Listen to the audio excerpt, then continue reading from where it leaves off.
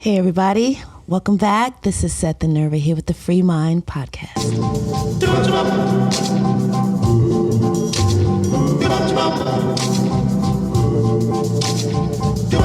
Are the stars out tonight?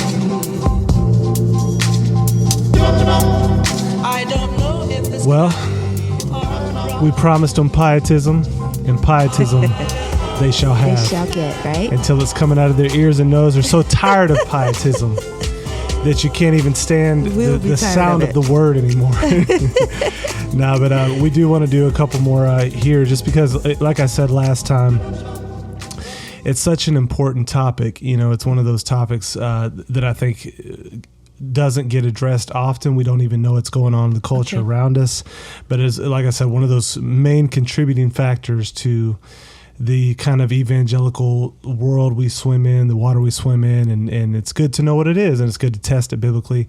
And today, we started listening to this podcast the other day, new one I had never heard of, so I actually want to highly recommend this podcast. Let me see if I can pull it up here for you guys. It is actually called the Hard Men Podcast, and it's just, you know, it's a guy named Eric Kahn, and he's just basically talking about biblical masculinity a lot, but it's got a lot of similar topics to what we talk about here at Freemind. So he was interviewing a guy named P. Andrew Sandlin, who has written a book that we were doing in our Sunday school class called Creational Worldview, and thought it was such a good interview. We kind of just started having conversation on it, so we thought, let's just make a podcast out of this and add it to the mix. Is that Great right book, by the way, Creational Worldview. Yes. You want to pick that up? It's a good book. Okay. Yeah, for sure. And so we're going to pop into this here, but before we do, if you don't mind, go on and subscribe on the YouTube channel, or if wherever you do your podcasting, hit the subscribe button. Like. We still have Patreon. You know, we went off grid for a while, but we still have some faithful witnesses. And Thank you guys. yet holding so on. much. But honestly, it does. You know, I joked about your diamond earrings last time, but it's really a diamond ring she wants to up. No, I'm just kidding. But no, it helps us if you want to co-labor with us, help us with this podcast. We have obviously been able to do a little bit better with our equipment here, as you can see, help with our lighting, all that kind of good stuff. That's because you guys have helped us out. But also we have like subscriptions we have to pay for every month. That's the kind of stuff the money tends to go towards. So if you want to help out with that and help us get the word out a little bit more, and you know, pay them preachers with sneakers fees when we have the guests on our show. we gotta have them high dollar bills for some of these guests we have on, you know. Yikes. So, but now here we go. We're gonna pop on this real quick. Check this out. I think that's huge, especially as we begin to unpack this the concept of pietism, is that really a lot of people today, pastors included, basically just want to address Christianity in the church. This is something Joe Boot has called churchianity. And right, what we're claiming is that Scripture is for all of life, in every area of life. And so this cultural theology is seeking to apply it in all of these other contexts. What would you say to pastors and people in the church today? I'm sure you probably get this, but a lot of people have talked a lot about this gospel-centered theology. Basically, we only want to talk about soteriology or, you know, the doctrine of the atonement or something like that. Why is some of that problematic?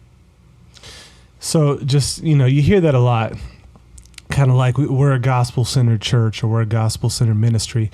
Sometimes you'll even hear in the context of culture wars and political conversations, well, you know, we need to stick to the gospel. We need to be about the gospel. So kind of open it up with that question here. Yeah, and you could take for granted that you say the gospel is for all of life, but it could mean all of my life. Just my personal life. It's all of my personal life, or for all of life, speaking generally. Yeah. Wherever your sphere of influence is. Yeah. So it's important to define what is the gospel, and then in what way, if you say we're gospel centered, what do you mean by centered? You know, all those kinds of questions arise from that. So good stuff.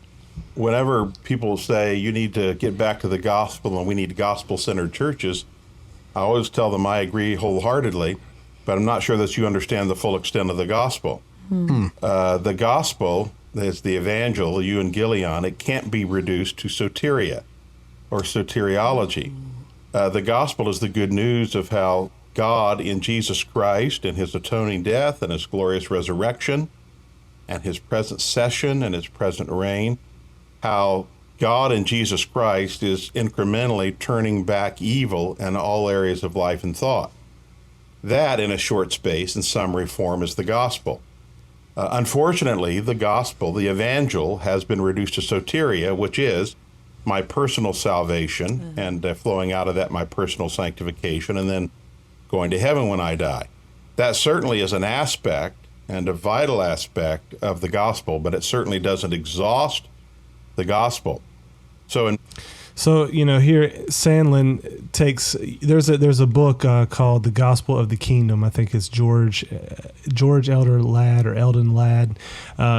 You know what? I should pull that up on my Kindle. But anyways, it's a really good book because if you notice that often in the New Testament, like he talked about the evangel, he used the Greek word. I can't remember how to pronounce it, so I won't try, but how it's often the good news of the kingdom. It's cashed out like that, and they went and preached the gospel of the kingdom. So Ladd, actually, it's that one right there. Is it Ladd, George? Yeah, the gospel of the kingdom. I can't see his name on there. George Eldon Ladd, yeah. Ladd, yeah.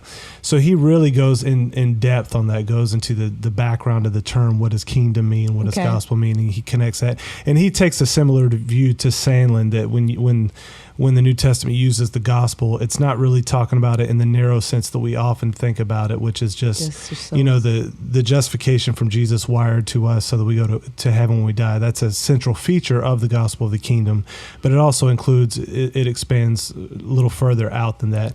Now, if there are going to be some people that are less comfortable with broadening the definition of the gospel to that, and you do want to be careful to make sure you don't let law or works slip into whatever your definition is of the gospel, because that's going to, put you into heresy territory. So wherever you draw it, I would just say this: if you draw it to the really, really narrow space where you're just basically saying the gospel is the good news of the death, burial, resurrection of Jesus, and that applied to me when I put my faith in him so that I go to heaven when I die, and that's it. If you want to say that's my systematic theology definition of the gospel, I'm fine with that. But then if you do that, you need to understand the Great Commission is broader than that. Ooh, okay. So that's fine if you want to understand that, because remember the Great Commission, he says, all authority in heaven and on earth has been given to me, Jesus speaking. Therefore go, make disciples of the nations, baptizing in the name of the Father, Son, and Holy Spirit,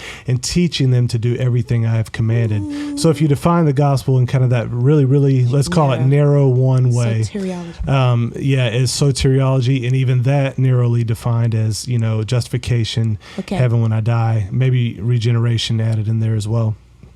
That's fine, but just understand the Great Commission and what we're called to is going to be broader than just preaching the gospel, if that's how you're defining it. But Sandlin and Ladd are going to expand that definition, and I think, I'll leave that to you guys to study out what that means in the New Testament context, but I just want to make that clarification. Anyways, what CCL and groups like Ezra and others are doing is calling people back to the gospel. We do want a gospel-centered faith, but that's not the same as soteria or a soteriologically centered faith. And soteriology, the study of salvation, soteria. Big word, just in case. I think it's Greek word is soteria that gets translated salvation, but y'all can check me on that. Joe Boot, huge fan of his work as well. He's in Canada. He used to be with RZIM a long time ago. Remember we got to hear him speak at Wheaton many, many moons ago. And Ezra Institute, that's an amazing organization. I feel like I'm just telling you guys all this different stuff, but these are great resources that we draw from together. So. Yeah, I think that's a really helpful distinction. Now, do you think the gospel-centered stuff, the Gospel Coalition, that sort of movement, do you think it was flowing out of pietism, or do you think pietism came from it, or what's the relationship? No, I think it did flow out of pietism. There's a long history of that in American evangelicalism. There have been professed evangelicals in the 19th century, for example, the abolitionists and so on, that did apply the faith and culture, but I would say by and large, and particularly in the 20th century, evangelicalism has been heavily influenced by pietism. And so for them, the evangel is largely reduced to soteria. So that's interesting too, right? That some of the abolitionists, the people that got involved in, opposing slavery, were actually pietists. Some of them were, but he would probably say, that was, it was more of an exception to the rule, because for the most part, and that's what we look back sometimes on the pietists that didn't get involved in Germany in resisting Hitler, or didn't get involved in opposing the kind of chattel slavery that was going on here and all the abuses. And we look back at them and think, man, that was wrong. Oftentimes if we're in our right space. But what he's saying is sometimes some of the pietists did get involved and they were inconsistent in that way. Whereas we talked about John Piper on that bonus episode and how he was actually consistently pietistic. And so I'm thankful for the inconsistent pietists. And we see that a lot even now, like people who are starting to get involved in politics, but they don't quite know what to do with it because they do have this pietistic framework. But they know that something has to be done, so they're jumping in. Yeah. So weird. And there are groups, the Gospel Coalition, that began with a desire to stress the reformational elements of soteriology and the church and the family. That was the vision of D.A. Carson and Tim Keller that started it. By not, in my view, one reason that they have little by little begun to incorporate false ideas like critical race theory and various others is because from the beginning they were not committed to a full-orbed gospel, full-orbed faith. By the way, you would tend to see the history of that, largely in the Dutch Calvinism of the 19th century with Abraham Kuyper. Yeah. And in the 20th century with Herman Dooyeweerd, and then Dutch Herman Bavinck, and then Van Til and people like that. They understood, and of course they've had a large influence on me, they understood that the faith must be very broad and comprehensive, just as the gospel is. Yeah, I think that's hugely important. And it brings us kind of the main crux of this episode. And I want to ask you, where did this pietism come from historically, and then sort of how it made its way to be so prominent here in America? So this again, we talked about that last time a little bit, like where did this come from? And it's interesting he brings up Kuyper again. Remember back to Jared Longshore's The Three Things, he reformed Kuyperianism. So a lot of these guys have been influenced by Kuyper, and also Calvin. He kind of, people have argued in his institutes, he laid out sort of a lot of this framework that was later picked up by the Dutch Calvinists, as they're calling it. One of our favorite, though, is Francis Schaeffer, right? And I think it was you that found his... the How Then Should We Live. Remember you were doing a session with somebody in Nashville. Yeah, he gave me the book. He said, hey, this would be a great read. And it kind of sat for a while, right on the shelf. We didn't even know. People give you books and you're like, yeah, I'll get to it. And then finally I pick it up and it was like, wow, riveting. But then his teachings on the chapters you can find on YouTube. And they're really, really good. If you don't have time to read the whole book, it's real concise and just riveting. He walks through history, making a case for the Christian worldview, and that if the comparing Christianity to the humanistic approach to living and the pros and cons of each, just powerful stuff. Yeah, when you listen to Schaeffer, I was talking to someone else the other day about him, and I was saying how you would think he wrote it this week. Oh, yes. It's so relevant right now. So amazing. Dealing with the media, dealing with art, culture, music, all of it. So it's good stuff. Because he thinks worldviewishly. And again, like depending on how you define the gospel, even if you define it in that narrow way, you need to understand then that the Christian worldview is broader than that, and the implications at the very least of the gospel should impact every part of life. Yeah, it's the pietistic movement actually began in Germany in the 17th century, the second half. In fact, really the last quarter of the 17th century, with the noted German Lutheran, Philip Spener. So it began in Lutheranism. It began with good intentions, as a lot of movements do, against the sort of cold, hard, dead orthodoxy in Lutheranism at the time. The Lutherans would just argue scholastically over every little distinction. And this was also true of many of the Reformed. Isn't that funny? Yes. You have that today, those organizations that are like waiting for you to say something wrong or heretical, and they make a big article about you. Those, those are extreme versions of being sound. Yeah, no, for sure. And I think, it's so easy to get off, right? It's like we've watched that Luther movie. Remember I forget who was the actor in it, but the play as well that was really good. Yeah. I forget the name of those people as well. But you see the Reformation that was needed in the church. And then that happens, but it's like, man, it goes off. It goes off the rails, and this goes off the rails this way. So we're always in that need to get back, to be drawn back and need to have our minds washed and transformed. It's like that hymn says, I'm prone to wander. I think our institutions and our even those, as they get structured, they're prone to wander. Yeah. And we always have to be reforming. That's the part of the Reformation that's great, is like it holds the scripture up as the key, not mere tradition, not just because we've always done it this way or because it has the name Lutheran on it.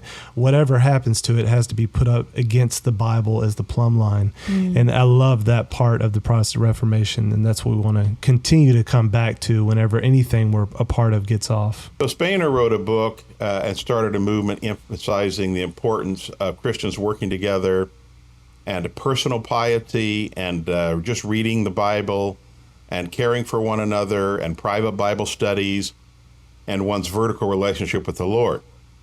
Of course, that of itself is not wrong. We certainly do need zealous Christians, and we don't need to be fighting about secondary issues. Right. Over time, however, this pietism, and it began to impact not just the Lutherans, but the Reformed, and in its own way, the Anglicans. In fact, I would say the Roman Catholics also had their version of it. It wasn't through this stream, but nonetheless, among Protestants, it eventually and gradually reduced to the idea that the only thing that's really important in the Christian life is my heart relationship, my vertical relationship to God, and my horizontal relationship with individual Christians. What was lost was any idea of Christendom and Christian culture and reshaping all of life to the glory of God. Again, I know we're beating a dead horse, but I just want to keep beating it here. Because, that's great, right? We talked about how easy it is to get cold in our walk with the Lord. And even Alvin Plantinga, one of the most, if you ever read his books, I so appreciate him as a philosopher. Christian, he's an evangelical, probably one of the greatest thinkers of our time. When you read his books on philosophy, it's like reading a long math equation. He's so dry and so analytic. But even him, he talked about the need to have the affections redeemed. Oh boy. And so I think that we're not, in critiquing pietism, or at least this aspect of pietism, we're not critiquing the idea of piety. And the fact that we need to be warmed toward the Lord, and that we need to have, understand we are whole beings. We're not this stoic kind of thing. But again, like we pointed out last time, it's doing that to the exception of understanding Christendom and Christian culture, and that we're supposed to have an impact and be salt and light and have an effect on the structures in the world, as well as have our affections redeemed. Yes, and, someone said this the other, maybe in this podcast, so I apologize if I'm being redundant here, but he talked about the need to redeem the intellect. And that's something we don't often hear of. And part of that is redeeming how we think and the way we think and how we view the world. And that is part of sanctification as well. If you want to grow in your confidence in knowing what you believe and why you believe it, if you want to ground your faith in biblical Christianity and step into who God has called you to be, I want to tell you about a great program put on by Impact 360, and it's called Propel. Propel is a one-week transformational leadership and discipleship experience where high school students gather together to be grounded in a biblical worldview as they learn how to follow Jesus, have a godly influence, learn how to disciple their peers, and boldly live out their faith in their daily lives. So they're having 2 sessions this summer. The first one is June 19th through the 25th, and the second one is June 26th through July 2nd. These programs fill up really quickly, and I promise you will not be disappointed. So we'll put the link below if you're interested in looking into it, and we'll see you this summer. That even modern evangelicalism, which began probably in England, largely had that pietistic impulse. Yeah. Of course, Wesley was in the 18th century, 19th century, and his influence into the 19th century, and then you had even good Calvinists like Whitefield and others that were really good men. But over time, this evangelicalism developed into the idea that the agenda for the Christian life is being right with God personally, having your own quiet time, getting prayers answered, going to church, having a strong Bible-believing church, getting other people converted. There's the evangel, and often it's the used language of getting souls saved, bringing them into the church and sort of living a godly life and preparing for heaven. The problem is not so much in what it affirmed as in what it either denied or dismissed. Again, yeah, that's the key. Yeah. So we want to affirm all those things Absolutely. that those guys were trying to bring in to correct some of the things, including the primacy of conversion. Like, that is key. Like, it's huge. None of these guys in the Reformed Kuyperian camp are arguing that you do a runaround evangelism and just try to force Christian culture on an unredeemed world. It's always bottom up. And as we get into the details, we'll understand how that works. But yeah, that's always got to be the key. It starts with true conversion, coming into the kingdom, but it just doesn't limit it to that. Ooh, does that make sense? Yeah.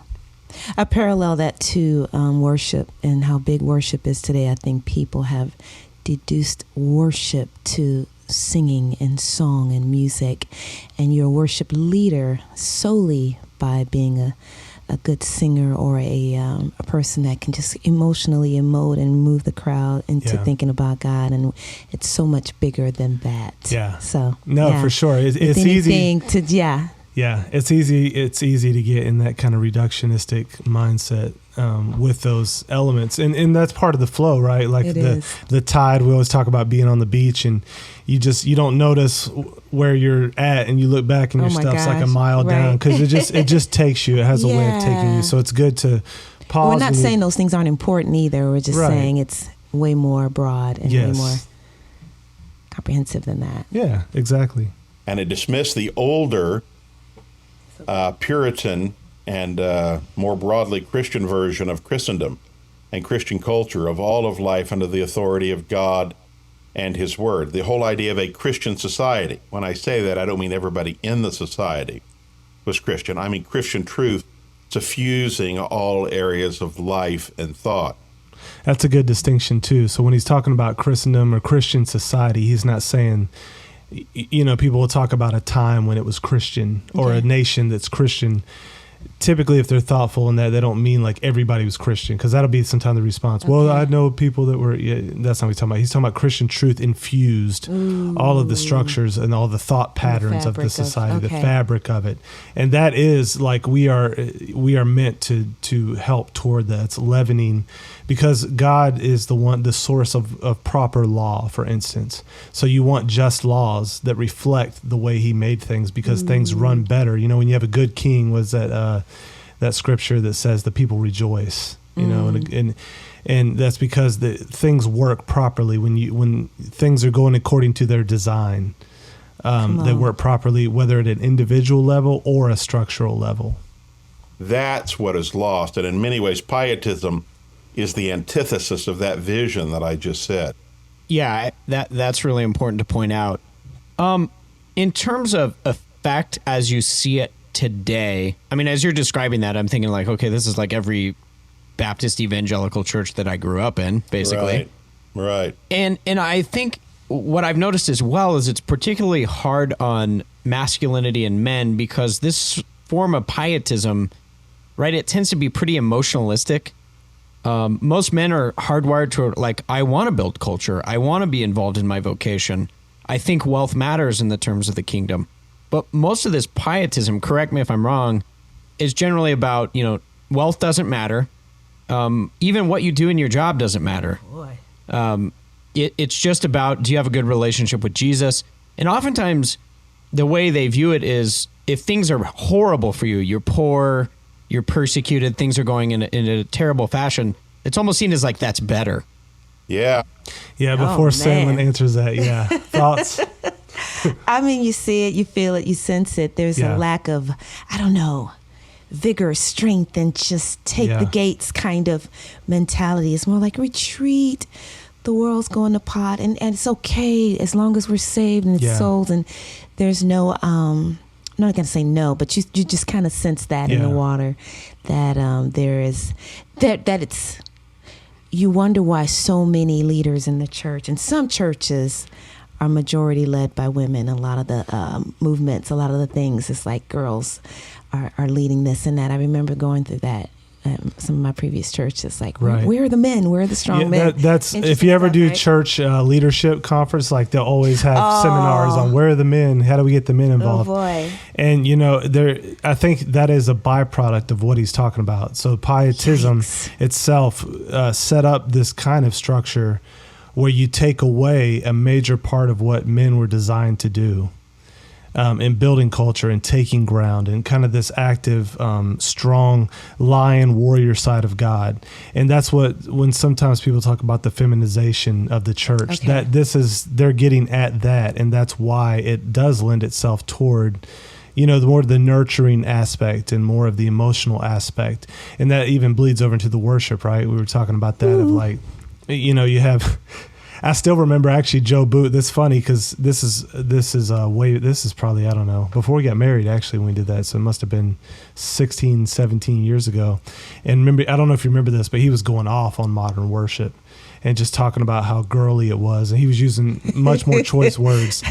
But that is something to think about, because that has become the height of Christianity in modern American evangelicalism. Is like, man, we're just trying to work people up into a lather, even to the point where oftentimes, like on stage, we even look feminine as guys, just do it like in our mannerisms and everything. It's really interesting. Yeah, because worship is so transformational and it'll shape you. And so if you're attending a service week after week where it's that kind of expression, it gets on you and it wears on you. Think that's what worship is, this emotive, which is important. Yeah, like you said, you want. I think true worship, and I'm sorry to interrupt you. I think true worship will often have emotion as a byproduct, right? Yes, absolutely. But, we tend to aim for that first. Yes. Instead of our thoughts lifted up to God. Yes. For who he truly is. Yes. And let those emotions follow as opposed to just, it's just time for worship and it's, anyway, man. The reverse. Yeah. No, it's funny. Interesting stuff. I mean, we could probably do a whole podcast on that, because we basically, a lot of our songs are like, you could replace Jesus with Baby. You just have a top 40 song, you know what I'm saying? And you try to work up this kind of weird emotion. And as a guy, you're like, man, this is awkward. This feels crazy, So I think good stuff they're pointing out here. I think I wrote on that, I think a couple weeks ago in Culture Change I used the expression persecution porn. People who just long for persecution as an indicium or a proof of their spirituality. That's not what the Bible teaches at all. You're also right to say that this evangelicalism, though unintentionally, is surprisingly and sadly well suited to an ecclesiastical version of modern feminism. Interesting. Because men do tend to have, and women too in their own way, in their own sphere, but have this dominion impulse in them. And I think what modern evangelicalism does is try to tamp down on that, dominion, that's back to the creational mandate or the cultural mandate, as sometimes it's called in Genesis, be fruitful and multiply. God designed men and he designed women to work in partnership in that. So women have a certain aspect that by and large they're wired to run households in their certain capacities, and men, the gatherer, the fighter, the protector, that kind of thing. And so what he's saying is really in the modern church, they're trying to dampen, maybe not trying to, but because of this theology, they're dampening both. Dismiss it, try to redirect it into warm emotional feelings and relationalism and so on. These are qualities that are good qualities that are primarily tend to be seen in women, and women do them very well, and thank God for that. It'd be terrible if we had a world without women. In fact, if we didn't have women, we wouldn't have a world. So that's not the issue. But you're right. This evangelicalism, and that's why evangelicalism is sort of increasingly dominated by women, and churches are, and that's why the whole issue, in my view, the whole issue of evangelical preachers and teachers has come up lately. It's no surprise it should have. It's just sort of the logical outworking of this highly feminized conceptual premise within evangelicalism that's been around for decades. Yeah, that's exactly right. I'm curious too, Andrew, the other areas in which you've seen pietism shape both the church, but then look at American culture. One of the things that I've noticed is that, you had guys like Ray Ortland recently on Twitter who has actually said, Bible Belt culture is dying and I rejoice at this. So that's a thing you'll commonly hear too. And so I believe we were talking about this the other day, but there's a part of that. I used to say that too, like coming out of like a Christian area. Oh man, Christian culture, you kind of demean it because what you experience sometimes in Christian culture, quote unquote, is Christian principles infused, but people who are hypocritical to it, right? Or they lose, like you have nominal Christianity, and sometimes that can feel like more yuck on the surface because you have this supposed standard that people are faking, like they're acting like. So not only do you have that sin, but you have the hypocrisy with it, which sometimes can look worse. It's like heartbreaking. You have a guy that's just awful morally, but then you have a priest who you find out is awful morally, and there's something that seems worse about that, right? Sure. So I think that, you have those Ray Ortland statements like that, and that's kind of the big Eva push. Like you'll hear guys that say, "Man, let Christian culture die." They'll rah for being in Seattle or Portland or in San Francisco like we were in. Mm-hmm. The problem is I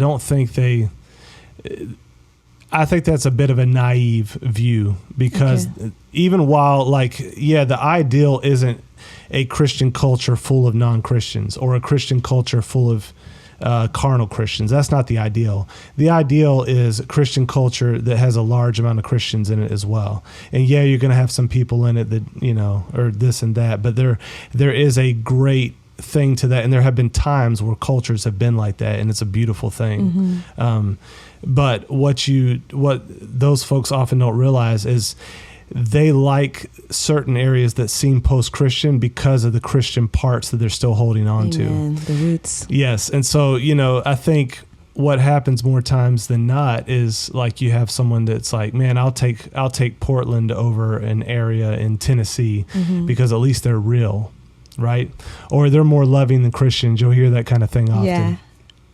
But what happens is they don't understand. No, they're just more loving toward people who agree with them. And so I think we're seeing give that. It time, right? Yeah, we're seeing that in this season now. They also don't understand that when they're still borrowing from and living off the fumes of that Christian past, where we still have our liberties, we still have freedom of religion, we still have freedom of speech. I'm saying have. We've had it. It's increasingly diminishing. Yeah. But those basic principles that have allowed the so-called progressives to maintain this kind of life where they can pick and choose what their tolerance and what their love will be. But now that we're seeing the real effects of secularism take root, that folks like Ortland and other Big Eva advocates need to come to terms with that. Like what's happening in Australia right now. Ooh. Once you have godlessness takes over in the realm of principles, you lose everything. You have communist Russia, you have Hitler's Germany. That is the outwork of the death of Christian culture. That's what they don't realize. You remember, it's not whether you'll have a God of the state, it's which. And right now we're they like the in-between on the way, maybe from There's Christian culture, but they don't understand that the closer you get to that destination of statism, the more it's absolute dystopia. Wow. And this naive idea, let Christian culture die, and we'll just, then it'll be even set people up better to receive the gospel. It's naive and foolish, I think. And I've changed my view on that now too. Instead of bashing Christian culture and saying, I'd rather not have that. I think it still gives you the framework to do even evangelism even easier oftentimes. But also, even if it didn't, I think what we have to understand is receive the blessing of that, but not be content with nominal Christianity within that, and do our best to challenge people and help them understand why they can even live that kind of life. And yeah, so that's just my little rant so on good. that. So let's keep on. So there's an interplay here, though, right? Between the way pastors are acting toward the culture and then where the culture is at. So again, just how do you see pietism affecting American culture in that way? Yeah, it's interesting you would say that about Ortland. I've also, and probably, I think, writing for This Friday in response to and critique of an article yesterday that the conservative and PCA writer David French put out, in which he attacked Christendom, and he said Christendom needs to die. Yeah. Sort of similar to Ortland's idea about the death of the Bible Belt. I think that pietism, essentially, because it reduces the faith to a sort of vertical relationship to God, a heart relationship to God, or sort of warm relationships among church members, and totally neglects the cultural aspects of the faith, it tends to put a high premium on these particular qualities of warmth and kindness, and in some ways, what one theologian called pious gush. Yeah. Rather than the qualities, the very aggressive, and saying aggressive, I don't mean unkind and combative, but aggressive qualities that are necessary to be a warrior and a soldier for the king and taking back our culture. Of course. Yeah, and that's a good point too, right? I think that goes along with that idea is like we love, Big Eva. This is perfect Big Eva right now. We love the soft virtues. Yeah, the kindness, the meekness, just lay down your arms at all costs, just no rights. You just a mere Christian, and pietism is on the throne, and you have no say over just tyrannical kind of takeovers and things like that. It's all right. Jesus is returning. He's coming soon, which he is, but that's the stance, it seems. I hear what you're saying. And it's at best, it's like a one-sided virtue scale. Like they don't like the strong virtues, like he was saying, like the kind that you would need in a warrior. Courage, the kind of Jesus boldness. As the lion and the king and all that kind of stuff. It's like a church that only likes the pictures of Jesus, where he's like this with the sheep around his neck, that is part of Jesus. He is the good shepherd. He is kind. He is compassionate. Yeah. But I think we're getting like I said, so just that one side, so you don't get a full picture of somebody. Yeah. It's so in that way it is distorted. And it's interesting because I think of David who fought Goliath, and it's like you read that story and it's almost like we forget about that. And we rejoice over the fact that he saved the nation that day, and he didn't do it with just mere prayer. He went out there and fought the giant to the victory of the Israelites. And so those are things to kind of ponder. Even Moses facing Pharaoh, speaking truth to power. That took courage. Oh, yeah. And it took boldness. Against everything. The fear, against the flow. I honestly think if you just were completely imbibed in modern evangelicalism, you just take it in and you went and for the first time read the Old Testament, you'd be like, this is a different religion. Right. And God altogether. If you didn't if you read all of the New Testament, you'd say the same thing. You can only pick out pieces and get away with that kind of evangelicalism, that kind of Christianity, is because it is distorted. You look at Ananias and Sapphira in Acts, you look at Jesus, tell Herod that fox, you look at John the Baptist, you look at Jesus in the book of Revelation, you look at the Apostle Paul, how he taught to people, they would think this dude wasn't even saved. And so that says more about us than it does about the Bible. And then we tend to look at God with that narrow lens. If I remember being in a group, I won't say where because I don't want to give it away, but we all went around and shared what God was to us that particular season, and everyone tended to say, oh, he's comforter, he's peace, he's which he is those things, but no one said he is my deliverer, my protector, my fighter, my shield, things like that. We forget that those are qualities of God. Those are attributes of God. And there's just a heavy emphasis on just retreat. On retreat. And I think it's even getting more like now, like meekness, as far as I understand it, it's like power restrained. But now it's almost like we've even traded that for weakness. And so the messages now you hear was like, it's all I'm strong and weakness. And Paul, did talk about that, but he meant something very specific by it, and often not what we mean by it today. Today we mean like if we're caught in habitual sin, oh, that's my weakness, and that in that God is glorified. Well, that's not really what he was talking about. But it is funny that we're going further and further into such a distortion of the whole picture of God and the whole picture of the Trinity, that I think, it would be hard for you to read the Bible. And that's why I think we're getting a lot of the ex-evangelicals. I saw an article on that, people that are leaving the faith, leaving evangelicalism, often for progressive Christianity, sometimes for full-on atheism. But, part of what led them to that, this article said, was just the fact that they started reading the Bible. Wow. And it just opened their eyes. Like, I'm like, yeah, because honestly, like, if I think a lot of modern evangelicalism is so far from the Bible that if you're like, man, if that's what I'm supposed to be in, that's not me. So they probably didn't even really leave current evangelicalism so much. Just a slightly different permutation of it. So anyways, let's keep on. I don't believe that taking back our culture is a legitimate calling. They think that detracts from the true calling, which is building the church and getting everybody ready for heaven. Right. That's a fundamental conceptual difference that I have with them. And it's no wonder we would disagree on these other issues, because we disagree on what God is doing in the world. That's really a question that needs to be asked. What is God doing in the world? For most evangelicals, he is calling out a people, his elect people. If they're Calvinists, his elect people. If not, Arminians, it's more get as many people converted as you can and get them into church and get them living a godly life as we prepare for an eternity away from this earth and eternity in heaven. And if they're Pentecostal like I grew up, get them saved, sanctified, filled with the Holy Ghost.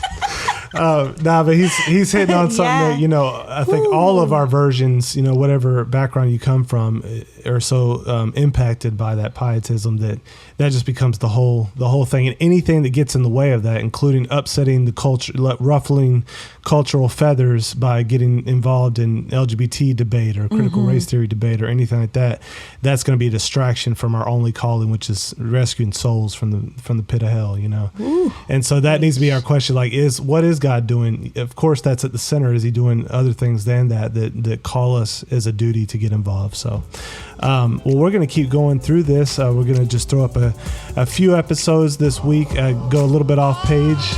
So we'll hopefully get you guys part 2 just in a couple days here, maybe even part 3. We'll see how fast we can get through this. But thank you for spending this time with us on this episode, and we will see you soon.